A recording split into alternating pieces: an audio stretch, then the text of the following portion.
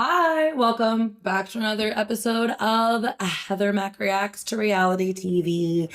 I've gone through episode 4. We had some fights, we had some makeups, we even had a curveball sent straight out of left field that I still don't understand. But if you like videos like this, make sure you subscribe because I will be going through the entire 10th season of 90 Day Fiancé, and I heard there's a follow-up season, so guess that's where I'll be going next. If you're ready to get into episode 4, I'm ready. Let's jump right into our first couple. Here, of course, we have Ashley and Manuel, and we start their segment by Ashley doing some witchy things and lighting stuff on fire and setting off the smoke detectors. We see Manuel's reaction to all that in this first clip. Estoy haciendo fumo por el cuerpito de ti porque es bien para limpiar su energía. Mírate, morir. Sí, tú haciendo una brujería. Morir, yeah, exactamente. Cuidado con esta bruja. Y dije, vienen los bomberos ahora, sí. No, pero sí. Para la experiencia está bueno, ya se va aprendiendo ya. It's really cute that he has opened his mind. It might have started with his penis, but it eventually made its way up to his mind, and he's having some more open thoughts about Ashley and her interests and what she does around her house. And they seem to be cohabitating with that situation pretty well. So that's a good point on their side already to start off this episode. But the peace didn't last long because they decided to have a big blowout fight over a phone. Manuel's upset that his phone from Ecuador doesn't have the internet here in America, and Ashley's like, okay, but I have an iPhone, I have an iPad, I have a computer, like you can use the internet. And he's like, no, I need a phone. And so she turns around and she calls her phone company and she's like, hey, when can I have another phone sent to the house? They said it'll be 2 days. She goes back to Manuel thinking, hey, he's going to be happy about this. And he's like, I have to wait 2 more days. That's really not going to work. I need internet now. And so she threw in his face the fact that she paid her money for this phone and he's being ungrateful. And he's like, well, if you're going to throw the money factor in my face, then I definitely don't want the phone. It was just a mess. Let's watch this clip. My question is why you need internet so bad. I've got an iPhone, I've got an iPad, I've got a computer. The whole house runs on internet. Whoever you need to talk to for these next 2 days while waiting for your phone, you could talk to. It's not looking good. She's obviously got her suspicions and he's acting shady like he tends to do. And it's just becoming quite the little mess for them. It seems to me like there's more to the fight, at least from Manuel's point of view. Like, he jumped on a plane to America. He supposedly has no one else in the area, although we find out that that's not quite true. But I mean, no one in the immediate area, and the internet isn't working on his phone, meaning he cannot contact his family, his friends, no one from back home. So he is completely isolated, and all he has is Ashley. And I'm not saying you shouldn't lean on your partner, but we all know it's the abusive ones that make it so all you have is them to lean on. That is not the way it's supposed to be. You're supposed to be able to communicate with your friends and your family, and this is making him agitated, and he's taking it out unnecessarily on Ashley because she did try to do him a nice favor. Now, let's hear more about the fight from Ashley's point of view. Manuel, ¿qué es tu problema? Yo comprarte un celular nuevo. ¿Qué es tu problema? ¿El problema qué? Sí, celular yo regalarte, sí, celular yo comprarte con mi dinero. Tú no trabajar. Eso es lo que yo no quiero. Manuel, no estaba diciendo... Eso lo dijiste, me gritaste. Manuel, yeah, you, because that was absolutely ridiculous. That was absolutely ridiculous. You sit here and act like an ass when I get you a brand new cell phone and you tell me essentially to kick rocks because it wasn't early enough. So yes, that was not nice for you to say. You want respect, you give respect. That's how this works here. I mean, she's not wrong. He is being a little bit ridiculous about waiting for 2 days. But again, I think that his problem is more internal and he's just very frustrated about not having a phone that will work for 2 days. Why he can't just steal her iPad and have it be his iPad for 2 days, I'm not sure. But it's not often that these people are looking for solutions. They're looking to argue. Now, let's watch this little clip about Manuel being extremely manipulative and really taking a turn to tell this story in quite a different way than Ashley has told it thus far. Lo único que yo le quise hacer notar a ella es que solamente necesito internet por todo el tiempo que voy a estar aquí. ¿Dónde está lo que respondí mal? Nada, en ningún momento. Nunca fui grosero ni nada de eso. Ella solamente explotó. Porque ya los genes de ella es así. Okay, excuse the goddamn French out of me, Manuel, but was that a diss to her race or her nationality? It's in her genes to flip out. Does that mean that you think Black women are angry? Because I can tell you something. As a woman, if you told me angry, I'd get angry. As a Black woman, I can imagine they'd get even angrier because they've heard this before. Or you're talking about the fact that Americans are like quick to anger and fight. Pretty sure I've heard those same stereotypes about Latinos, so maybe pipe down a little bit there, Manuel. So I found this to be an interesting clip. Let's just jump right into it.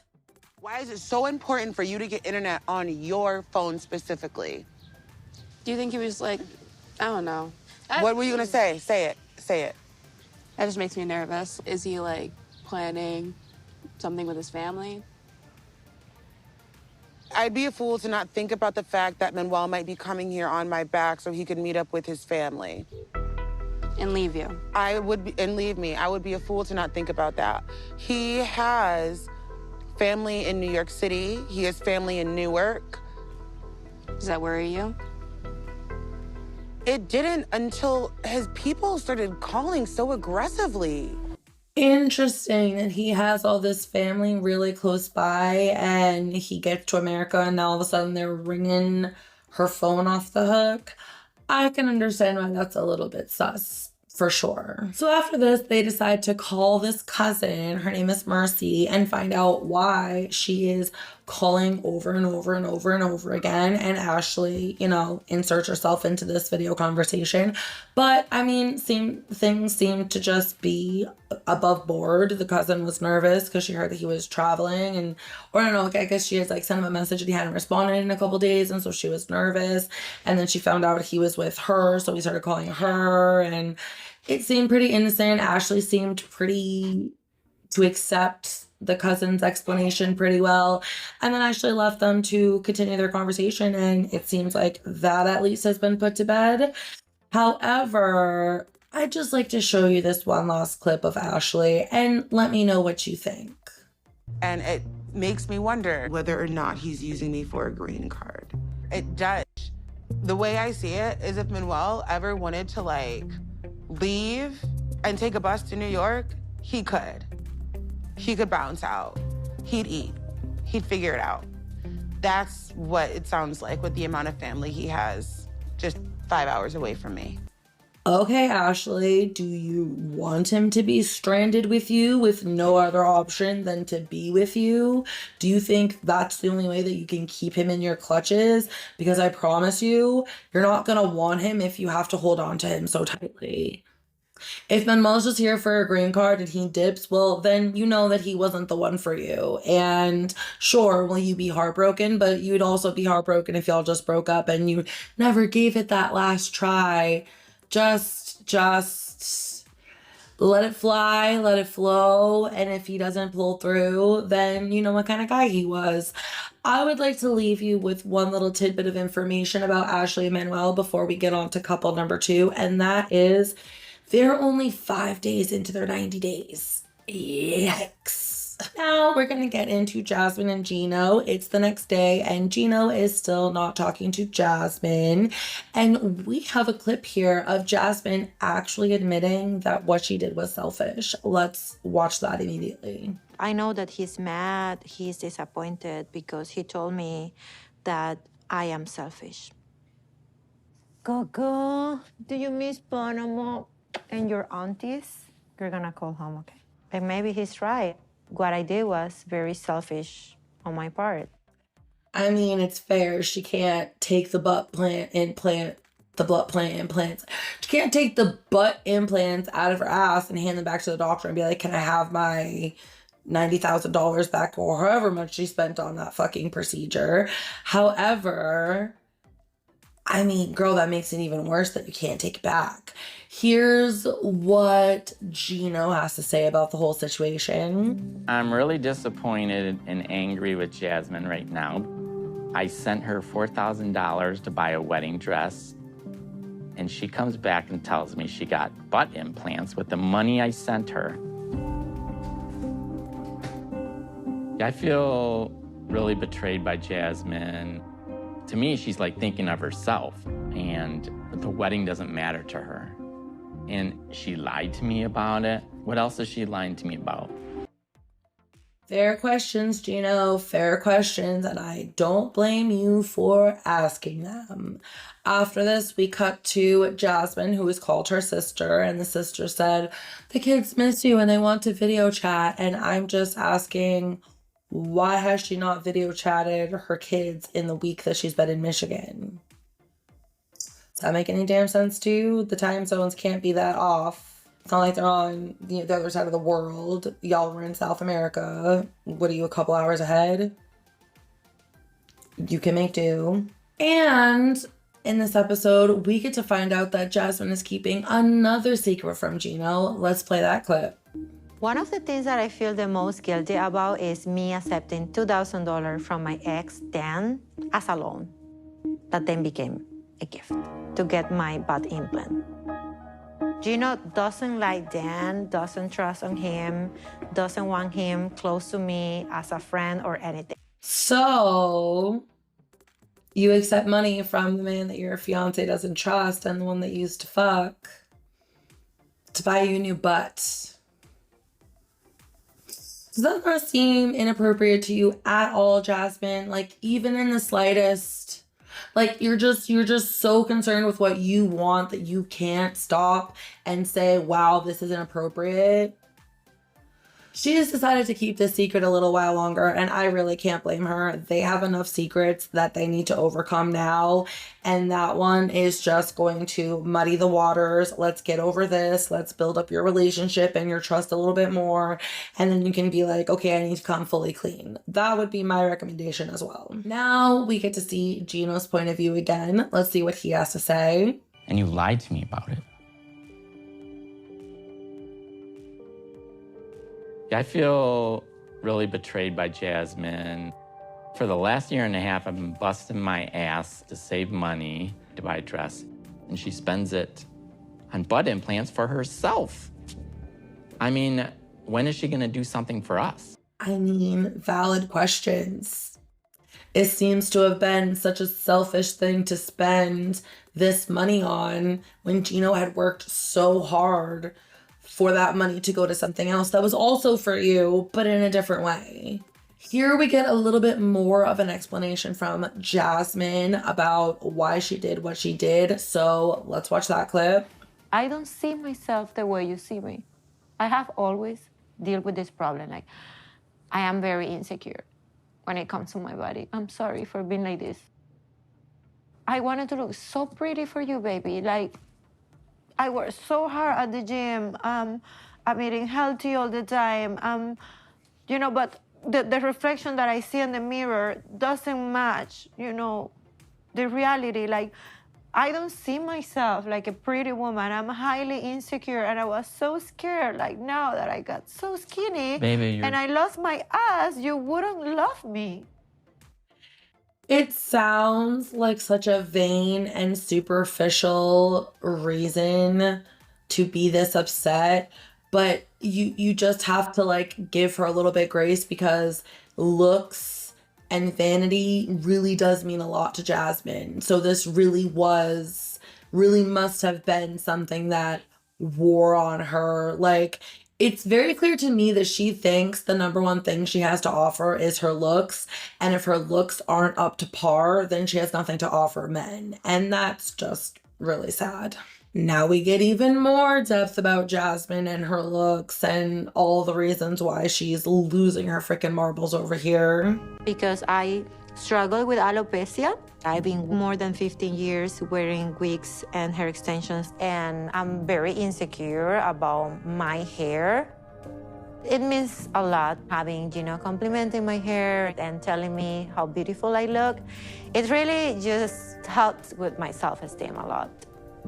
Again, this is an insecure person who places a large, hefty value on looks, and she was losing her hair. Like, and now I kind of feel like an asshole for episode 2 when she was like, I got a haircut. And I was like, who the fuck cares? I get it now. Okay, I didn't know she had alopecia and she was taking out her hair extensions and it was this big thing. Okay, cut me a break. Now, I'm gonna show you a clip here that proves that there may just be hope for Jasmine and Gino after all, if this man can finally get some sort of a clue. Let's watch. Don't you see? You're beautiful. I knew that Jasmine had some insecurities, but I don't know, maybe she struggles with it more than I know. That is the smartest half statement you have said thus far in this show, Gino. So you get a little applause for that one. I'm going to leave you with this final thought about Gino and Jasmine, and that is they're actually communicating in a healthy way right now, and that's a really promising restart to their relationship. So let's cross our fingers for them, hope things continue to go well, and if it doesn't, let's just hope it's dramatic enough to entertain us. Let's get into the next couple. Here we have Sophie and Rob, and buckle the fuck up, y'all, because you're about to get pissed. They are only 3 days in to their 90 days, and they decide to meet up with Rob's sister, Victoria. Sister's a wedding planner, and started asking them totally normal questions about the wedding, about their future, about how they feel about things. And turns out these two fucking knuckleheads have never actually had a conversation about whether or not they want kids. They've been together for years, have had many conversations, spent 2 months together when they first met up, and never once thought to talk about kids, to have an in-depth conversation about talking about kids, because we'll get into this. One says one thing and one says the other thing. It doesn't matter. If it was an in-depth concentrated conversation about kids, you'd both remember it. Rob thought he'd have kids down the line. However, Sophie says she doesn't think she wants kids, which forces Rob the Knob to storm off like the giant man-child that he is, to sulk around the arcade and scare all the little kids. Here's a little rant for you. Rob, if you're so concerned about having a family down the line, you're 32 fucking years old. When do you think that's gonna start? In this studio apartment with no interior bathroom, where you're gonna bathe your baby? So if you want kids so bad, don't you think you should start working on your fucking life? If you think that's gonna magically happen, wait, sir, I understand that men have longer, but do you really want to be having kids in your 50s? So Rob literally farts around this arcade talking about how this isn't fair and da-da-da-da. And he even starts crying. I'm going to insert an image up here so we can all gawk at the man who in 2 years never thought to have a conversation about kids and then just got blindsided that his fiance doesn't want to have kids. Like, bro, you did this to yourself. I don't have any sympathy for you. While he's skulking around the arcade like an overgrown baby, his sister actually tries to talk it out with Sophie, and we have a clip of the sister's interview here. I'm kind of in shock. If I hadn't asked that question about the kids, I don't know if they would have talked about it. I'm just kind of, I don't even know. Girl, you don't know, we don't know, they don't know, nobody knows what's going on here. Absolutely nobody. So we get a little bit further into this episode, and Sophie opens up to Rob's sister Victoria that she may not even be able to have children. Let's watch that clip. For me, it's definitely more the pregnancy thing, and even a scare of like, can I even have kids? Because when I was 15, they found there was a teratoma cyst in my left ovary. which obviously if they didn't find it in time, I would have died. Like, it's quite serious. So they had to do surgery. Like, that's why I literally have like scars on my stomach from like, wow. They told me that like there was a possibility that it could mess up my eggs. So since then, it's like, would I rather, you know, be like, oh yeah, like I'm gonna be a mom one day, and then be told, actually, you can't have kids, because that's devastating. Yeah. For me, it was easier to just be like, you know, actually, I might not even want to be pregnant. So it's like, I've kind of accepted it. I mean, that's her coping mechanism, and everyone's allowed to have theirs. However, I've had a cyst removed from my ovary, and they too told me that if they had to take the ovary out for surgery, it would cause issues with my eggs, and I would only be making eggs from one ovary. I don't know if her ovary was left damaged, and so the eggs are coming out damaged, or if it was just taken away, but like, either way, like, you still definitely have a shot to get pregnant. It's just like, you know, instead of it being like a 33% chance every time you have unprotected sex in your fertile window, it's like a, you know, 15% chance or something like that. It could definitely still happen though, and I would definitely talk to a reproductive doctor or just a gynecologist about that and get some real information, because you may have been misinformed if this was something that happened when you were 15. Then we clip back to Rob pouting around the arcade, and he looks worse than ever. And I just have one more question, and it's the same one I keep asking over and over again. How have they never talked about this before?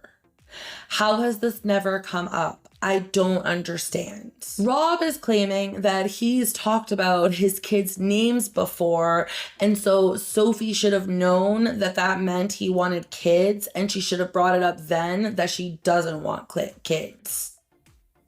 Here's a clip of him bitching. You're welcome. We're pretty far into this. For her to not know, maybe not, like, it's not that type of thing. It's like, do you want them or not? Do you see yourself having kids or not?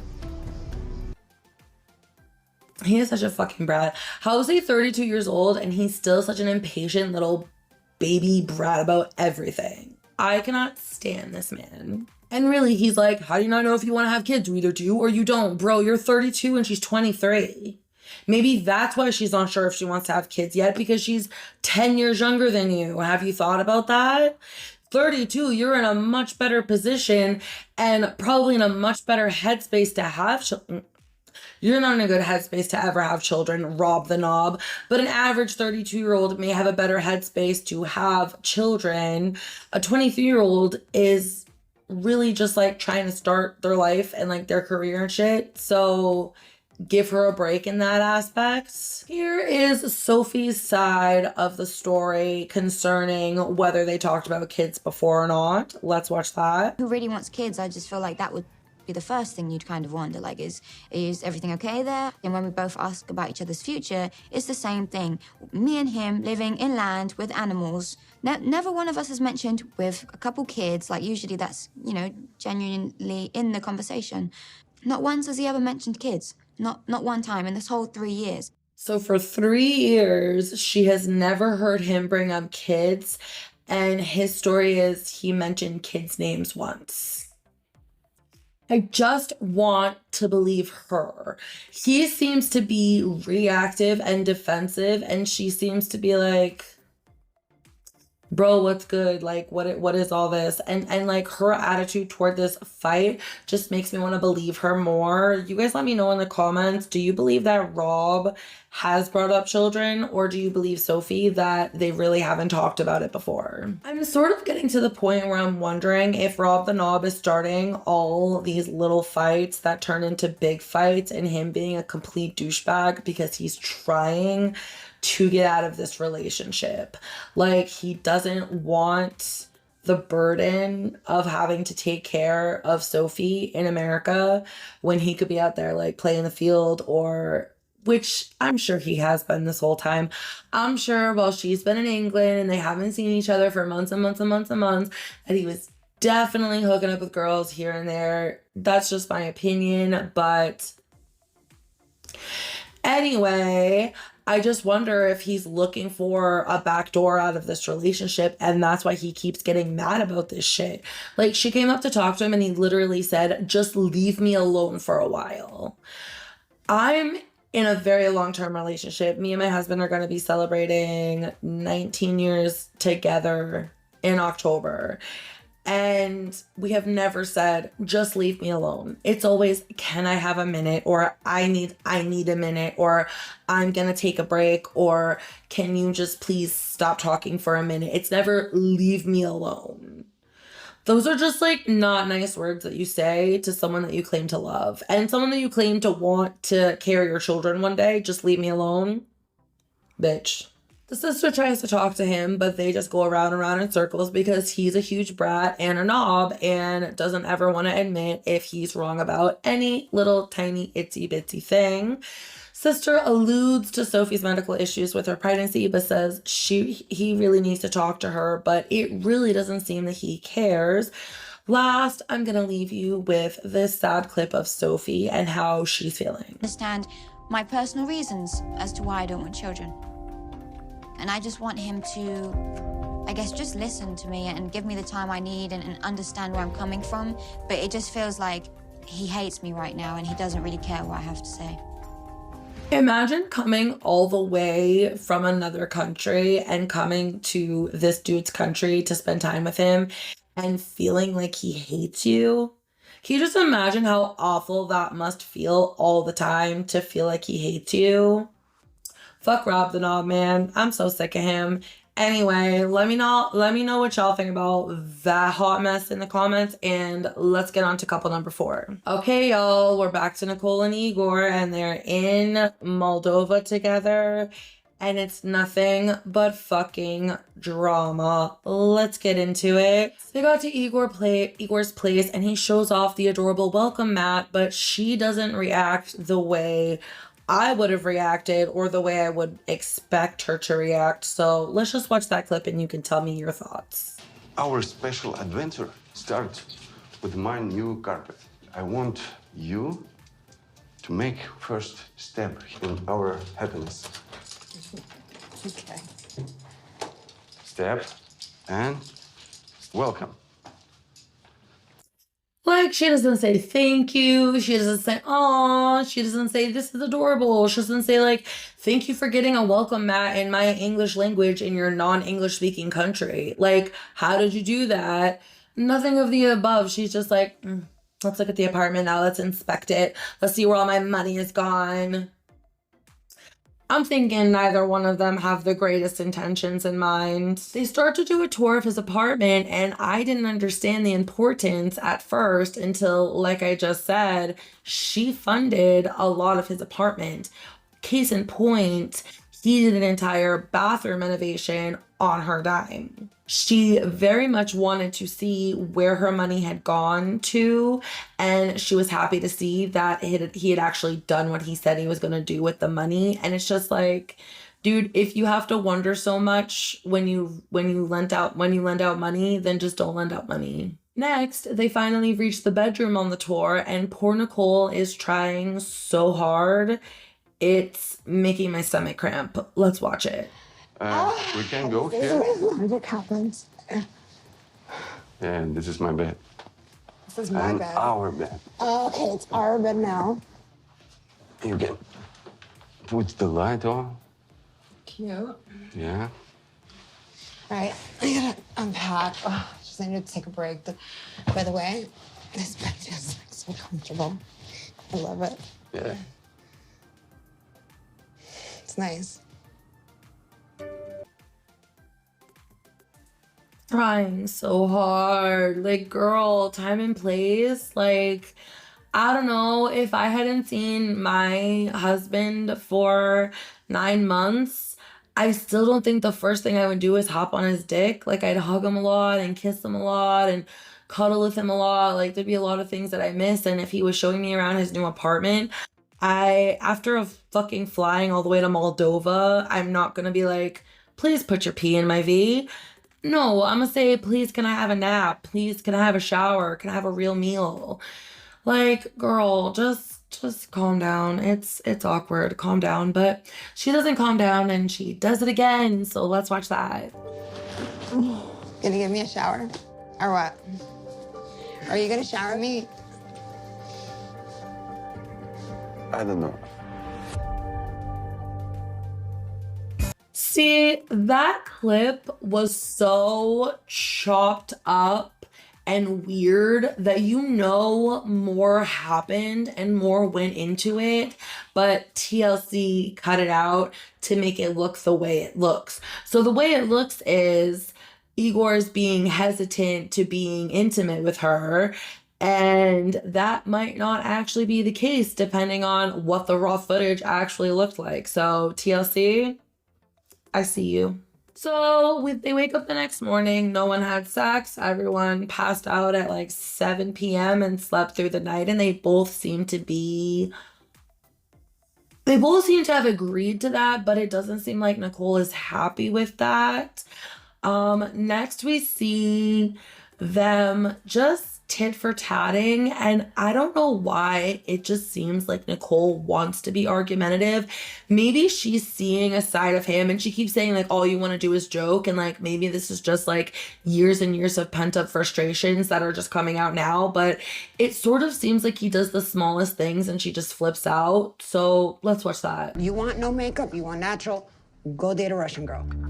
You know, from the very beginning, 17 years ago, I wore makeup and I still wear makeup, and that's never gonna change. So why are you asking? Why are you telling me this?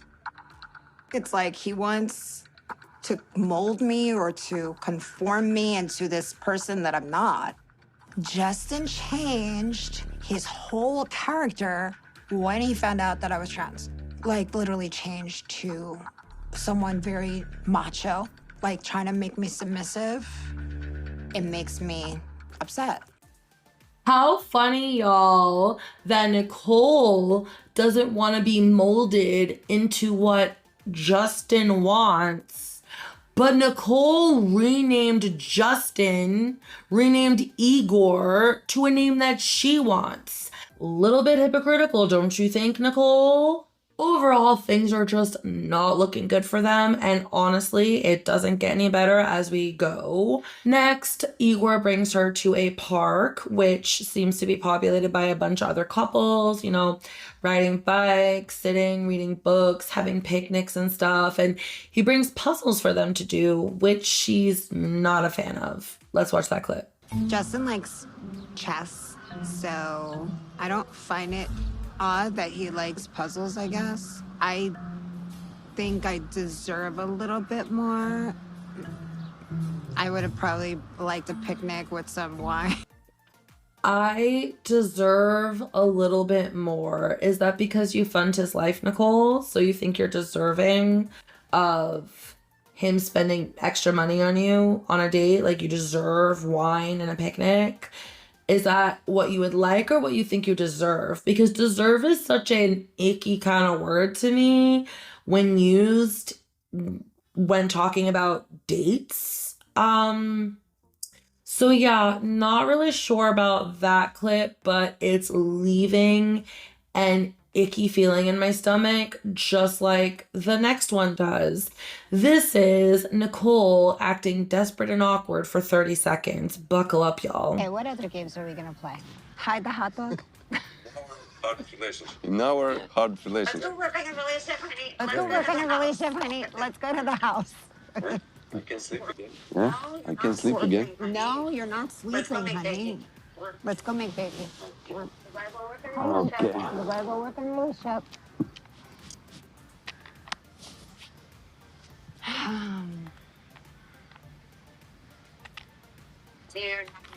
I haven't seen you in 9 months. That means like being with you intimately and stuff like that. Do you even want to? Because it doesn't seem like you do. I want you, babe.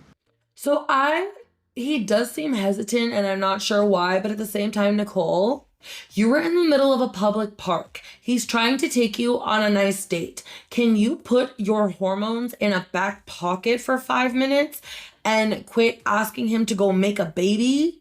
Like, calm your tits, lady. Like, just like enjoy the little date, and this can be your foreplay, okay? Make it a sexy little park adventure. Go get gelato. Eat it enticingly. Like, come on, girl. You don't need to run back to the bedroom to like boink every second that you think about it. Calm down. It's so annoying that she's pushing it so much, and they say that they're gonna talk, and all she does is talk over him. And then she accuses him of having another woman, which is why he doesn't want to be intimate with her. Now, can he have another woman in Moldova? I mean, yeah, sure. It's not like he'd run the risk of really getting caught, right? But do I think he does? I don't know. She then, of course, throws the money in his face. Whenever he needs money, he has no trouble getting in touch with her.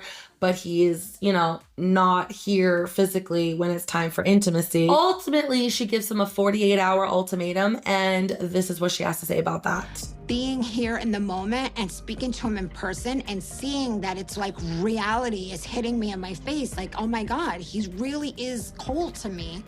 He has never put me on his social media. He has never even wanted me to come to here. It makes me feel like I am a secret.